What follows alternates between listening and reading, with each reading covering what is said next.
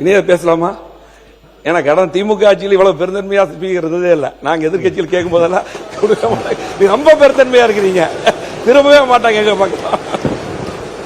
மாண்புமிகு எஸ்பி வேலுமணி அவர்கள். பேரவைத் தலைவர் அவர்களே, ஏழையின் சிரிப்பில் இறைவனை காண்போம் என்ற பேரறிஞர் அண்ணாவின் பொன்மொழியை நினைவில் வைத்து, ஏழையின் சிரிப்பில் இறைவன் இருப்பதை சொன்னான் தலைவன், அண்ணன் அவன் சொல்லிய சொல்லை நான் என்னாலும் மறந்ததில்லை என்ற வரிகளுக்கேற்ப மறையும் வரை வாழ்ந்த புரட்சித் தலைவர் எம்ஜிஆர் அவர்கள் தனது ஆட்சியில் ஏழை எளிய சாமானிய மக்கள் உயர்வரும் திட்டங்கள் தந்த பொன்மனச்செம்மல் சத்துணவு தந்து பல்வி கல்வித்துறையில் மறுமலர்ச்சியும் பல்கலைக்கழகங்கள் பல கண்டு உயர்கல்வித்துறையில் உச்சம் தொட்டு வரலாற்று சாதனை உறுப்பினர் புரட்சித் தலைவர் எம்ஜிஆர் அவர்களும் ஒரு நிமிஷம் உறுப்பினர் உங்களுக்கு பேரவைத் தலைவர் சொல்றாரு அவரு. மாண்புமிகு எனக்கு முன்னால் இந்த துறையை பார்த்தவர், அவர் கொறடாவாக இருந்தவர். அவர் மட்டும் பேசுறது மட்டும் இல்ல, அவர் சொல்லி 100 பேரும் பேச வைக்கிறவர். அவர் சொல்றாரு திமுக ஆட்சியில் பேச விடல அப்படின்னா அது என்ன நியாயம்? அது என்ன உண்மை? நீங்க எவ்வளவு தடவை எந்திரிச்சு பேசுறீங்க? யார் பேரு எவ்வளவு பேருக்கு வாங்கினீங்க? இப்ப சொல்றாருல, யாராவது எந்திரிச்சு உறுப்பினர் கொஞ்சம் விடுங்க கொஞ்சம் விடுங்கன்னு சொல்றீங்க, கூடாதுன்னு சொன்னீங்கல்ல. இப்ப நீங்க சொல்றீங்க அவர் ஒரு நாள் சொல்லாம இருந்ததே இல்ல. கொஞ்சம் விடுங்க கொஞ்சம் விடுங்கன்னு சொல்லிட்டே தான் இருப்பார். அவர் சொல்ற அவ்வளவு எங்களை சொல்லக்கூடாது இல்ல. உறுப்பினர் எஸ்பி வேலுமணி அவர்கள்.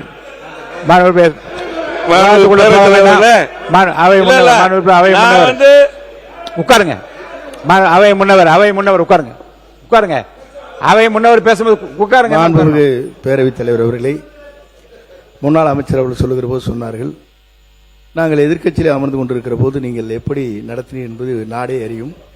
பேரவைத் தலைவர் அவர்கள் எப்படி கட்டளையிடுவார், பேரவைத் தலைவர் உட்கார் அப்படின்றவர். தப்புன்னு இல்ல, நான் கேட்கறது இல்லை. பொதுவாக பேரவைத் தலைவர் அது போலதான் நடவடிக்கை மேற்கொண்டாரே தவிர வேறொன்றும் இல்லை.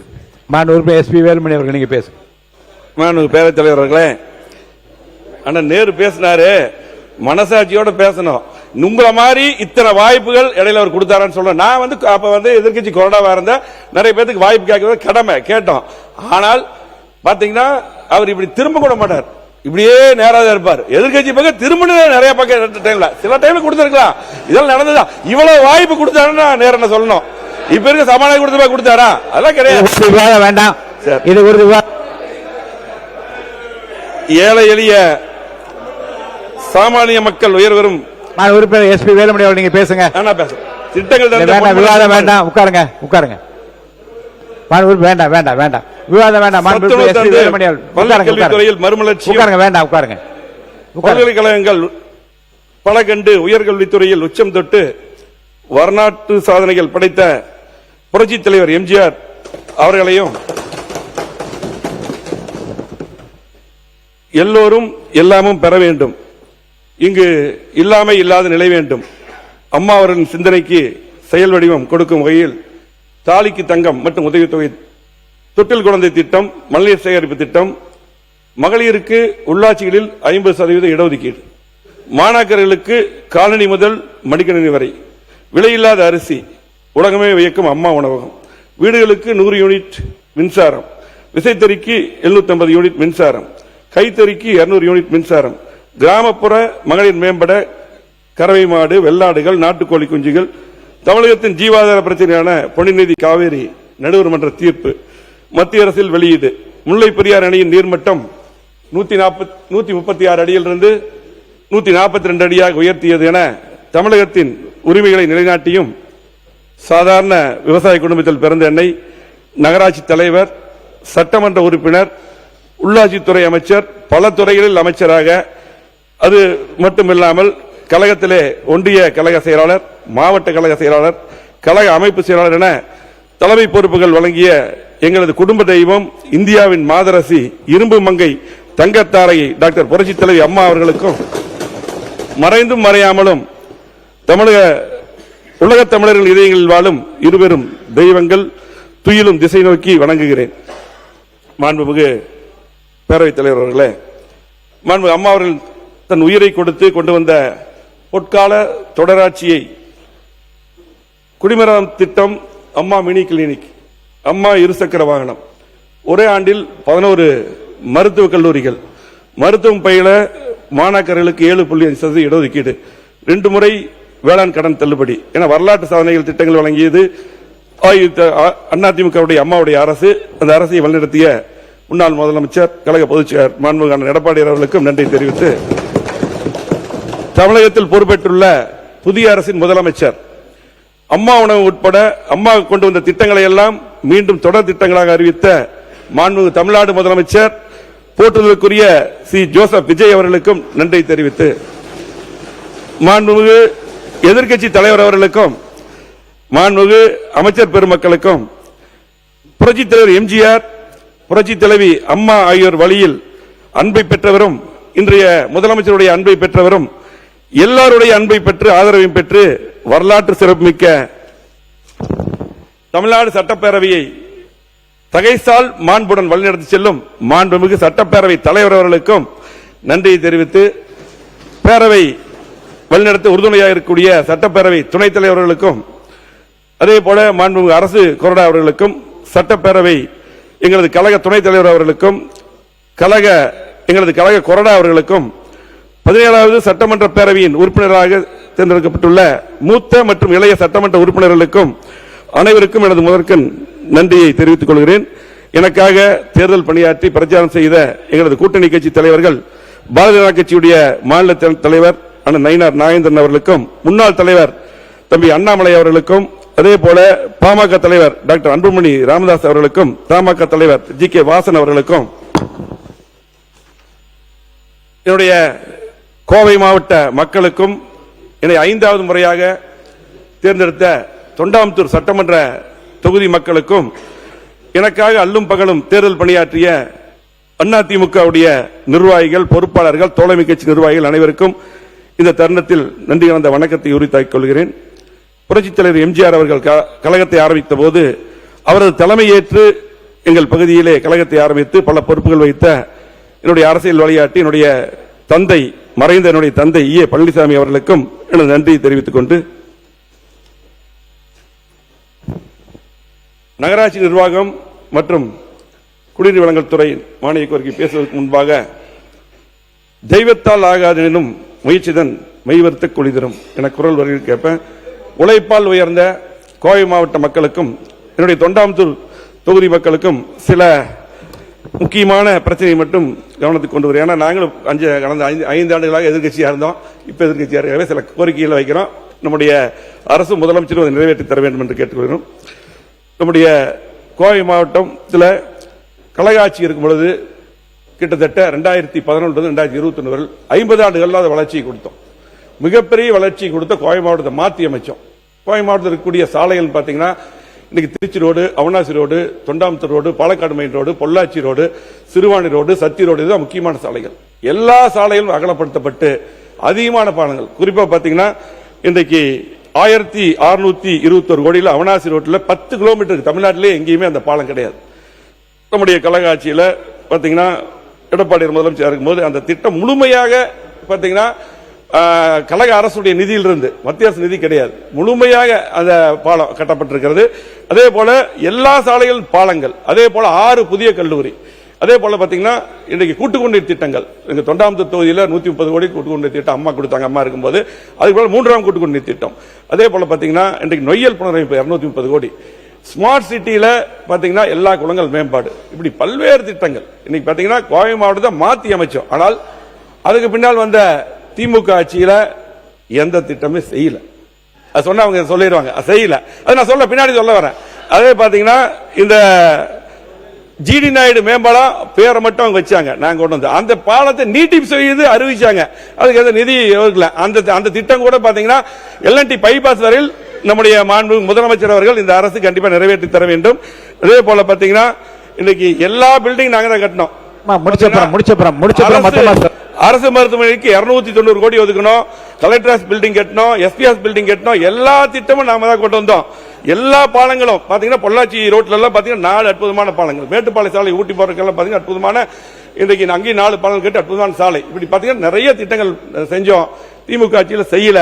அதை இந்த அரசு செய்து தர வேண்டும் என்று கேட்டு, அதே போல பாத்தீங்கன்னா இன்றைக்கு கோவை மாவட்டத்தில் முக்கியமான கோரிக்கைகள் சிங்கநல்லூர் முதல் ஒண்டிப்புதூர் வரை உயர்மட்ட மேம்பாலம், காமராஜர் சாலையில் சிங்கநல்லூர் முதல் அவனாசி சாலை சந்திப்பு வரை உயர்மட்ட மேம்பாலம், கோவை எல்என்டி பைபாஸ் 6 வழி சாலை விஸ்தரிப்பு, கிரிக்கெட் மைதானம், ஆனமலையார் நல்லார் திட்டம், பாண்டியார் பொன்னம்பலா திட்டம்,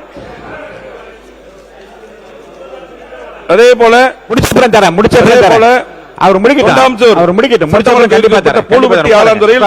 சிப்காட் இதெல்லாம் அறிவிச்சாங்க, விட்டுட்டாங்க. அப்படியே தடகம் சாலையில் லாரி ரோடு சந்திப்பில் மேம்பாலம், அதே போல பாத்தீங்கன்னா தொண்டாமுத்தூர் அரசு போக்குவரத்து கழகம். அதே போல முக்கியமான கோரிக்கை பாத்தீங்கன்னா இது கூட அவங்க நான் பேசி முடிஞ்சதுக்கு பதில் சொல்லிட்டு, நீண்ட கால 60 ஆண்டு கால பிரச்சனை அத்திக்கடவு அவனாசி திட்டம் கழக ஆட்சியில நாங்க செஞ்சோம். முழுமையாக இதுக்கு முன்னால் பாத்தீங்கன்னா 60 ஆண்டு காலமா போராடி இருக்கோம். நாங்களும் உண்ணாவிரதம் இருந்திருக்கோம், அவங்களும் இருந்திருக்காங்க, அவங்க முதலமைச்சர் எல்லாம் வந்து கலந்துருக்காங்க. ஆனா அந்த திட்டத்தை வந்து நிறைவேற்றியது கழக ஆட்சி. அப்பொழுது முன்னாள் முதலமைச்சர் அம்மா அவர்கள் இருக்கும்போது அதை அறிவிச்சாங்க. அதுக்கப்புறம் முழுமையான நிதி எடப்பாடியார் இருக்கும்போது நாங்கெல்லாம் போய் கேட்டு அதை அறிவிச்சு இன்னைக்கு அந்த திட்டத்தில் தண்ணி வருது. 2ஆம் திட்டம் அத்திக்கடவு 2ஆம் திட்டம். அந்த திட்டத்தை வந்து அப்ப நாங்க அறிவிச்சோம். அந்த திட்டத்தை 5 ஆண்டுல நீங்க ஒண்ணுமே பண்ணல, கிடப்பில போட்டீங்க. சொல்லித்தான் ஆகணும், நீங்க 5 வருஷமா செய்யல. இப்ப இருக்கக்கூடிய அரசு முதலமைச்சர் செஞ்சு தரோம் தான் கேட்கிறோம். அதே போல பாத்தீங்கன்னா ஒரு முக்கியமான பிரச்சனை அந்த அத்திக்கடவு திட்டம் 2ல எங்களுடைய தொண்டாம் தொகுதியில் கூட 86 குட்டைகளுக்கு தண்ணி வரக்கூடிய வாய்ப்பு இருக்கு. அதே போல மேட்டுப்பாளையம், கவுண்டம்பாளையம், பெருநாய்க்கும்பாளையம், அவனாசி, சூலூர், சுல்தான்பேட்டை இந்த பகுதிக்கெல்லாம் தண்ணி வரக்கூடிய விடுபட்ட குணங்களுக்கு வாய்ப்பு இருக்கு, அதை செய்து தர வேண்டும். அதே போல மனித வனவிலங்கு மோதல்கள், இது எங்க தொகுதியில் நிறைய உயிர்கள் போயிட்டு இருக்கு. காலையில் கூட அந்த பிரச்சனை நம்ம நீலகிரி மாவட்டத்தில் அந்த பிரச்சனை வந்தது, புலிகள் தாக்கி 2 பேர் இறந்துட்டாங்க. கண்டிப்பா அதுக்கும் வந்து நடவடிக்கை எடுக்கணும்.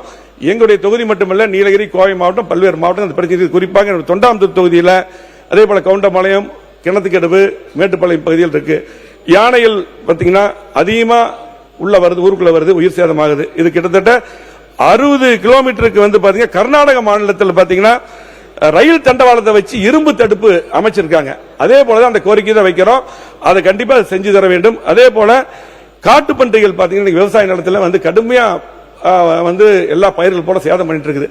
இதுக்கு எங்களுடைய ஆட்சி இருக்கும்போது பாத்தீங்கன்னா சுடுறதுக்கு ஒரு சட்டம் போட்டோம். ஆனா அதிகாரிகளை வந்து சுட வேண்டிய அந்த வாய்ப்பு இருக்கு. இன்னைக்கு மற்ற மாநிலத்தில் பாத்தீங்கன்னா இன்றைக்கு 1 வருடத்துக்கு காட்டு பன்றிய பாத்தீங்கன்னா வனவிலங்குகள் இருந்து அது நீட்டி விலக்கு செய்து கொடுத்திருக்காங்க. அதுபோல் மத்திய அரசிடம் வலியுறுத்தி, இது முக்கியமான பிரச்சனை, ஏன்னா விவசாய நிலங்கள் போல கடுமையா பாதிக்குது. ஒரு முறை அந்த காட்டு பன்றி குட்டிகள் என்றால் கிட்டத்தட்ட 10 இருந்து 20 குட்டி போடுது. ஊருக்கு வரக்கூடிய அந்த காட்டு பன்றியை சுடுவதற்கு அந்த அனுமதியை நீங்கள் பெற்று தர வேண்டியது முக்கியமான பிரச்சனை, செய்து தர வேண்டும் என்று அன்போடு கேட்டுக்கொள்கிறேன். அதே போல மெட்ரோ ரயில் திட்டம், இது முக்கியமான திட்டம். பாத்தீங்கன்னா கோவை மதுரைக்கு இந்த திட்டம் அறிவிக்கப்பட்டது. கழக ஆட்சியில் 3 கோடி ரூபாய் நிதி ஒதுக்கப்பட்டது, டிபிஆர் தயார் செய்ய. அதே போல அந்த திட்டத்தை முந்தைய ஆட்சி கூட எங்க மாவட்டத்தில் 2 சாலையில் அவனாசி ரோடு, சத்தி ரோடுக்கு அதை எடுத்தாங்க. அதே போல இன்றைக்கு மத்திய அரசு வந்து பாத்தீங்கன்னா 20 லட்சத்துக்கு குறைவு என மத்திய அரசு திட்டத்தை கைவிட்டு இருக்குது. 2011 கணக்கின்படி தான் 20 லட்சம் மக்கள் தொகை. இன்றைக்கு வந்து 45 லட்சம் கோவையில் வந்து இன்னைக்கு மக்கள் தொகை இருக்குது. ஆகவே இன்னைக்கு பாத்தீங்கன்னா மத்திய அரசு இந்தூர், ஆக்ரா, பாட்னா, போபால் வடமாநில நகரில் 20 லட்சத்துக்கு குறைவா இருக்கிற அந்த பகுதிக்கு மெட்ரோ ரயில் கொடுத்திருக்காங்க. ஆகவே நம்முடைய முதலமைச்சர் அவர்கள் கண்டிப்பாக மத்திய அரசுடன் பேசி மெட்ரோ ரயில் திட்டத்தை கோவைக்கும் மதுரைக்கும் கொண்டு வர வேண்டும். அதே போல கடந்த ஆட்சியில் 2 ரோடு தான் எடுத்திருக்காங்க. எங்க கோவை மாவட்டத்தில் பாலக்காடு, பொள்ளாச்சி, மேட்டுப்பாளையம் அந்த சாலைகளும் சேர்க்கப்பட வேண்டும் என்று கேட்டு, அதே போல விமான நிலைய விரிவாக்கம் நாங்க எங்களுடைய ஆட்சி கழகாட்சி இருக்கும்போது கிட்டத்தட்ட 627 ஏக்கர் நிலம் வந்து நாங்கள் கையப்படுறதுக்கு நிதி ஒதுக்கணும். அதே போல கடந்த ஆட்சியில் அது அப்படியே பெண்டிங்கா போயிருச்சு, நிலம் ஒப்படைக்கல மத்திய அரசுக்கு.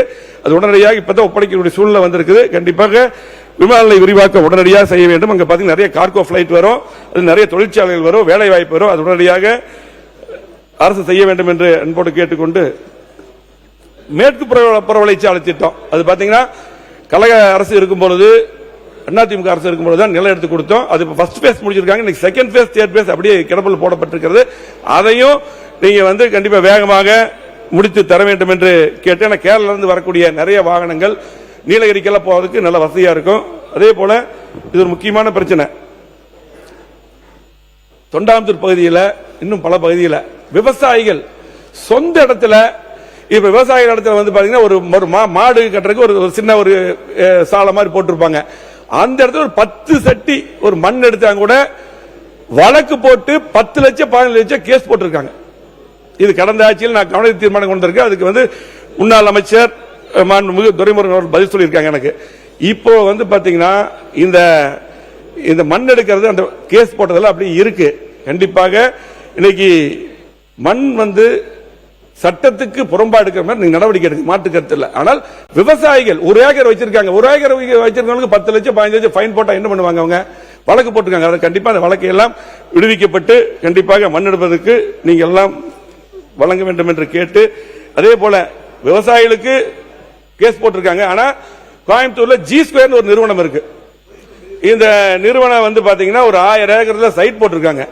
இது பெரிய பெரிய பாறைகள் எல்லாம் உடைச்சு எடுத்திருக்காங்க. அதே போல வனவிலங்குகள் பாத்தீங்கன்னா கிட்டத்தட்ட சிறுத்தை, புலி, மான்கள் கொல்லப்பட்டு சட்டத்துக்கு போறது. இதுக்கு நீங்க வந்து பாத்தீங்கன்னா கண்டிப்பா ஒரு விசாரணை வச்சு அதுக்கு நடவடிக்கை எடுக்க வேண்டும். அன்னைக்கு வந்து சாதாரணமா விவசாயிகள் மேல வழக்கு, ஆனா ஜி ஸ்கொயருக்கு எல்லாமே கொடுத்திருக்காங்க. இது நடந்ததுதான். எங்க அவர் மாவட்டம் எங்க மாவட்டத்தை பத்தி பேசிட்டு இருக்கேன்.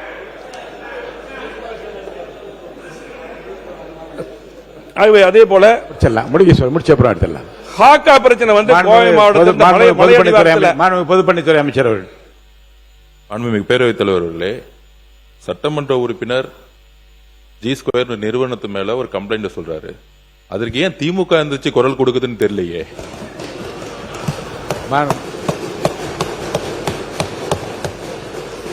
அதே போல